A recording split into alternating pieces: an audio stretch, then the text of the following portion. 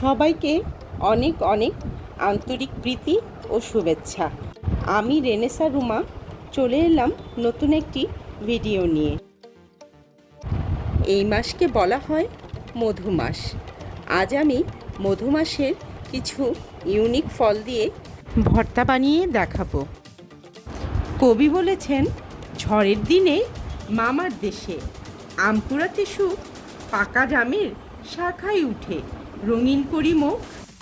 চলুন আজ আমরা বানাই লোভনীয় জাম আর দেওয়া ফলের ভর্তা।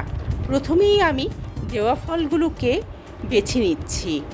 উপরের স্কিনটা ফেলে আমি দেওয়া ফলগুলো ভালো মতো বেছে নিলাম। আপনারা এই ফলটিকে কী নামে ডেকে থাকেন জানাতে ভুলবেন না কিন্তু।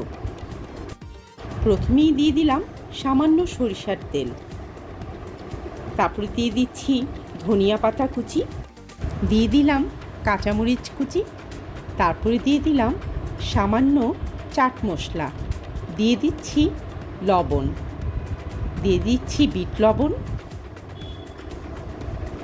আলতো হাতে মাখিয়ে নিব।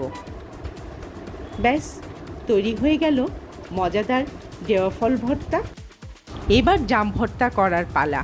প্রথমেই ব্লেন্ডারে দিয়ে দিলাম ধুয়ে রাখা জাম, তারপরে দিয়ে দিচ্ছি ধনিয়া পাতা কুচি, কাঁচামরিচ কুচি আর সামান্য লবণ, তারপরে দিয়ে দিচ্ছি সামান্য বিট লবণ ও চাট মশলা।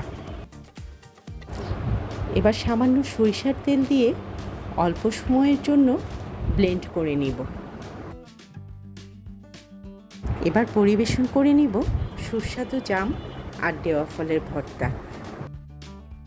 এই ভর্তাগুলোতে কিন্তু সরিষার তেল দিতে ভুলবেন না, কারণ সরিষার তেল এর স্বাদ অনেক গুণ পরিমাণ বাড়িয়ে দেয়। ধন্যবাদ সবাইকে। সবাই ভালো থাকবেন। আল্লাহ হাফিজ।